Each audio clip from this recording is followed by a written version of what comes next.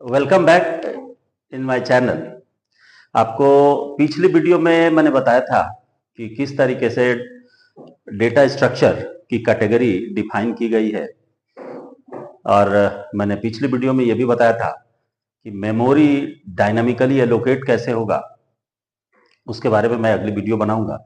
इस वीडियो में हम लोग देखेंगे कि कैसे डायनामिकली मेमोरी एलोकेट की जाती है। तो सबसे पहली बात जो कि जनरली बुक्स में आपको नहीं मिलेगी कि किस तरीके से रैम का पार्टीशन होता है। नॉर्मली हम लोग मेमोरी का मतलब समझते हैं कि कोई वेरिएबल बना लिया, वेरिएबल में डेटा रखा और उस वेरिएबल से फिर डेटा को एक्सेस कर लिया और हम लोग कहते हैं कि मेमोरी को मैनेज कर लिए। लेकिन पहले यह बात समझनी होगी कि आपका जो रैम है उस रैम का पार्टीशन कैसे होता है। तो कुछ पोर्शन जो रैम का है वो ले लेता है ऑपरेटिंग सिस्टम। ऑपरेटिंग सिस्टम अपने रिक्वायरमेंट के हिसाब से रैम को पार्टीशन कर देगा और जो या जितना पोर्शन उसको यूज करना होगा वो यूज करेगा और रेस्ट पोर्शन को वो फ्री कर देता है। जो रेस्ट पोर्शन मेरा बचता है इसको हम लोग कहते हैं यूजर प्रोग्राम्ड मेमोरी। क्या कहेंगे इसको? User programmed memory. अब इस यूजर प्रोग्राम्ड मेमोरी का यूज हम प्रोग्राम को एग्जीक्यूट कराने, प्रोग्राम को लिखने के लिए करते हैं। तो यहां पर एक कंसेप्ट आपको अब दिमाग में आता होगा कि यूजर प्रोग्राम्ड मेमोरी वाले पूरे एरिया को क्या हम यूज करेंगे? नहीं, ये भी डिवाइडेड होता है अलग अलग पार्ट में। यदि हम यूजर प्रोग्राम्ड मेमोरी को यूपीएम यूजर प्रोग्राम्ड मेमोरी, इसको जब हम डिवाइड करते हैं तो ये 4 पार्ट में टूटता है। फर्स्ट पार्ट जिसको हम लोग कहते हैं डेटा एरिया, दूसरा पोर्शन कहलाता है code area, third one stack, और फोर्थ जो होगा वो हो जाता है हीप। यहां पर देखिए ये जो पोर्शन है जब हम प्रोग्राम में इसको यूज करेंगे तो ये 4 पार्ट में टूटता है। जो डेटा एरिया है, डेटा एरिया में आकर के स्टोर होगा जितना भी ग्लोबल वेरिएबल आप बनाएंगे वो ग्लोबल वेरिएबल आकर के डेटा एरिया में स्टोर होगा, या कोई भी आप स्टैटिक टाइप का वेरिएबल जब बनाएंगे तो नॉर्मली हम लोग स्टैटिक को अभी छोड़ दें, हम सीधा ये जाने कि जितना भी वेरिएबल ग्लोबल टाइप का बनेगा वो आकर के डेटा एरिया में मेमोरी एलोकेट करेगा। कोड एरिया आपके ऑब्जेक्ट कोड को कंटेन करने के लिए ये बना हुआ है कि जो भी प्रोग्राम को हम कंपाइल करते हैं, कंपाइलेशन के बाद जो ऑब्जेक्ट कोड बनेगा वो सारा कुछ आकर के स्टोर होता है किसमें? कोड एरिया में। और जो स्टैक है, स्टैक कंटेन करता है जितना भी लोकल वेरिएबल आप बनाते हैं, तो लोकल वेरिएबल आकर के स्टोर होता है किसमें? स्टैक के अंदर। और ये जो हीप है, हीप को हम लोग दूसरे तरीके से कहते हैं डायनामिक स्टोर।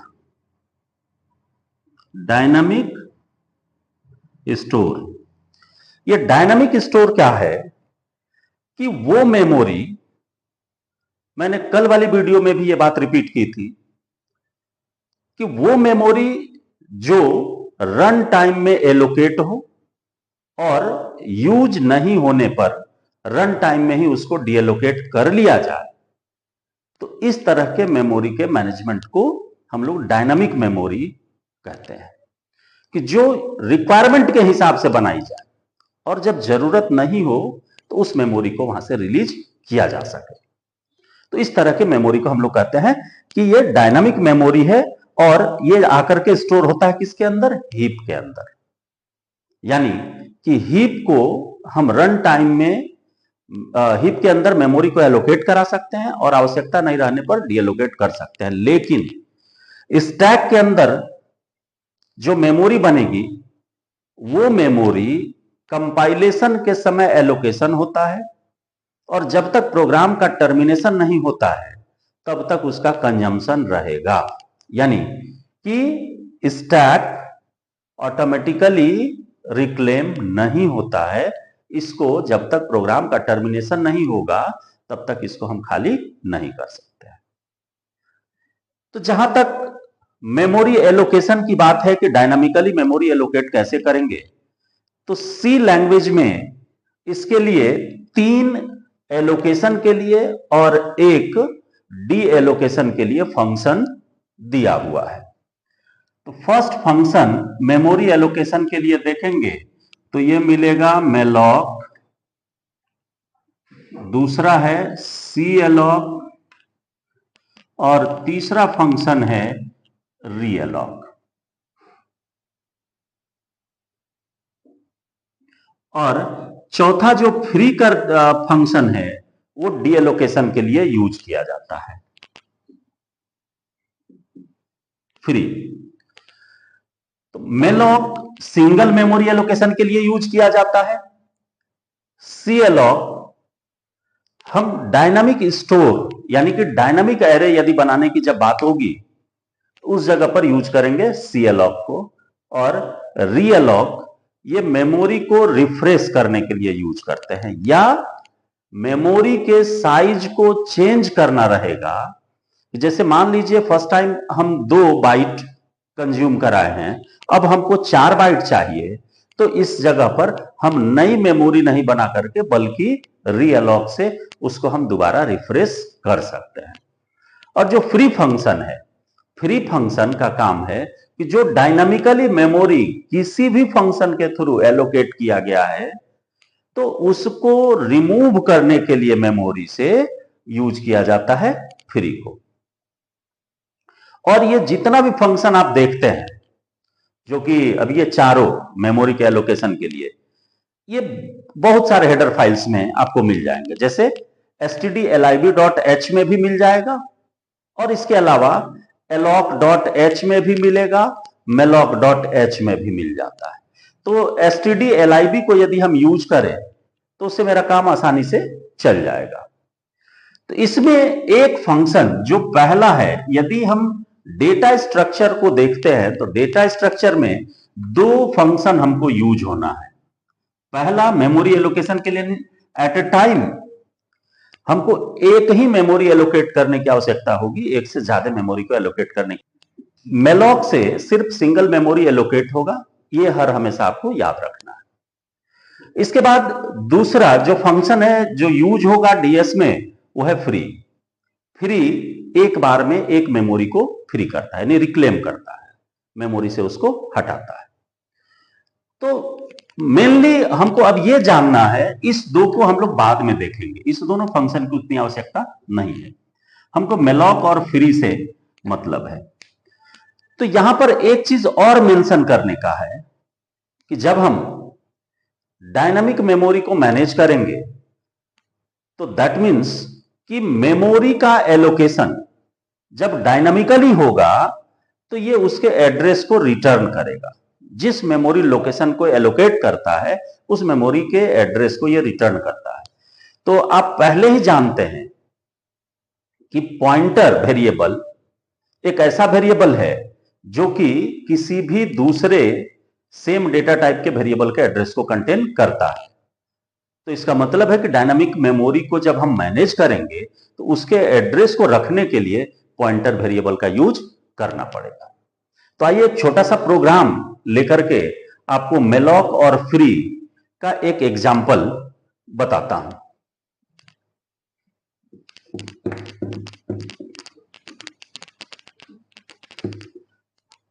सबसे पहले तो हेडर फाइल आप इंक्लूड कर लीजिएगा, stdlib.h, और यहां दे दीजिए हैश इंक्लूड stdio.h। stdlib को भी ले लिए और stdio को भी ले लिए, क्योंकि इनपुट आउटपुट के लिए प्रिंटफ और स्कैनफ को यूज करेंगे, इसलिए stdio और जब हम मेलॉक या फ्री फंक्शन को यूज करेंगे तो उसके लिए stdlib ले लिए, स्टैंडर्ड लाइब्रेरी फंक्शन है, इसमें आपका सारा काम हो जाएगा। void main, देखिए मैं void main इसलिए लिखा क्योंकि इसके फंक्शन के द्वारा या मेन फंक्शन के द्वारा कुछ भी रिटर्न नहीं करना है, इसलिए void लिखा। यदि आप रिटर्न 0 लिखते हैं लास्ट में, या आप कंपाइलर यूज करते हैं dev C++ का, तो उस केस में आप यहां int main लिखेंगे, यानी कि उस प्रोजेक्ट के जो डिफॉल्ट स्ट्रक्चर में आ रहा होगा मेन, उसको आप चेंज नहीं करिएगा, वो एज यूजुअल रहने दीजिए, उससे हमको कोई अंतर प्रोग्राम पे नहीं पड़ना है। और यहां पर सबसे पहले आप वेरिएबल बना लीजिए। तो सपोज कीजिए कि इंटीजर टाइप का हमको मेमोरी एलोकेट करना है, तो हम यहां ले लिए *p। अब ये p एक पॉइंटर वेरिएबल है जो कंटेन करेगा किसी भी इंटीजर टाइप के एलोकेटेड मेमोरी के एड्रेस को। तो कैसे इसको लिखेंगे, देखिए मेलॉक का जो सिंटैक्स होता है वो होता है मेलॉक, और ब्रैकेट के अंदर हम दे देंगे कि कितने साइज की मेमोरी हमको एलोकेट करनी है, डेटा टाइप। देखिए ये इसका सिंटैक्स होता है। और जब भी हम मेलॉक को यूज करेंगे तो ये चीज आपको याद रखनी है कि ये बताना पड़ेगा कि ये किस टाइप के डेटा टाइप को लेकर के आ रहा है, तो उसकी कास्टिंग आगे कर देनी होती है। यानी इसके जस्ट पहले ब्रैकेट के अंदर लिख देना है जो भी डेटा टाइप है वो डेटा टाइप और एस्ट्रिक सिंबल, ये फाइनल इसका सिंटैक्स होता है। तो हम यहां पर डायनामिकली मेमोरी जब एलोकेट करेंगे तो p के अंदर हम लिखेंगे कि p इक्वल्स टू इंट, चूंकि p का टाइप क्या है, इंटीजर है, इंट एस्ट्रिक मेलॉक और साइज ऑफ, और ब्रैकेट में फिर इंट दे देंगे। इंटीजर के साइज के अकॉर्डिंग मेमोरी का एलोकेशन हमको चाहिए। अब जब ये एलोकेट हो गया तो अब इसमें वैल्यू रखेंगे कैसे, यानी कि जो डायनामिकली मेमोरी एलोकेट किया मेलॉक, उस जगह पर वैल्यू रखने के लिए तो आपको ये मालूम है कि पॉइंटर वेरिएबल के पहले यदि हम एस्ट्रिक दे दें आफ्टर डिक्लेरेशन, तो वहां पर एस्ट्रिक इनडायरेक्शनल ऑपरेटर के रूप में यूज होता है। इनडायरेक्शनल ऑपरेटर का मतलब है कि जो मेमोरी एलोकेट की गई है या जिसका एड्रेस पॉइंटर वेरिएबल कंटेन किया है, उस लोकेशन पर उस वैल्यू को ले जाकर के पुट कर देता है। तो इसका मतलब है यहां यदि हम एस्ट्रिक p लिखें और इक्वल टू 40 लिखें, तो ये जो डायनामिक मेमोरी एलोकेट की गई है उस पर ले जाकर के इस 40 को रख देगा, यानी कि डायनामिकली एलोकेटेड मेमोरी पर इसको प्लेस कर देता है। अब यहां पर आपको प्रिंट करना है printf value of asterisk p equal to %d, और इस जगह पर आप इसको एस्ट्रिक p दे करके प्रिंट कर सकते हैं। यानी वैल्यू रखने के पहले भी स्टार लगाना पड़ेगा p में, और at the time of execution भी हम इसको एस्ट्रिक p दे देंगे, तो वैल्यू मेरा प्रिंट हो जाएगा। अब जो ये डायनामिकली एलोकेट हुआ था p, अब इसको हमको फ्री करना है, यानी मेमोरी से हटाना है। तो इसके लिए हम यूज करेंगे फ्री, और ब्रैकेट में दे देंगे p को, और यहां से इसको क्लोज कर देंगे। तो फ्री p करेंगे तो ऑटोमेटिकली जो ये मेमोरी एलोकेट हुआ था ये यहां पर आकर के डीएलोकेट हो जाएगा। तो ये एक साधारण सा प्रोग्राम मैं आपको बताया जो कि डेटा स्ट्रक्चर में ये बेस है। यदि आप लिंक लिस्ट यूज करेंगे तो लिंक लिस्ट के लिए ये बेस है, बिना इसके हम आगे नहीं बढ़ सकते हैं। तो इस वीडियो में मैं यही छोड़ता हूं। अगली वीडियो में इसी डायनामिक मेमोरी में हम किस तरीके से लिंक लिस्ट में इसको यूज करेंगे, लिंक लिस्ट के लिए किस तरह का स्ट्रक्चर बनाएंगे, इसके बारे में मैं बताऊंगा। तो बस इस वीडियो में इतना ही। धन्यवाद।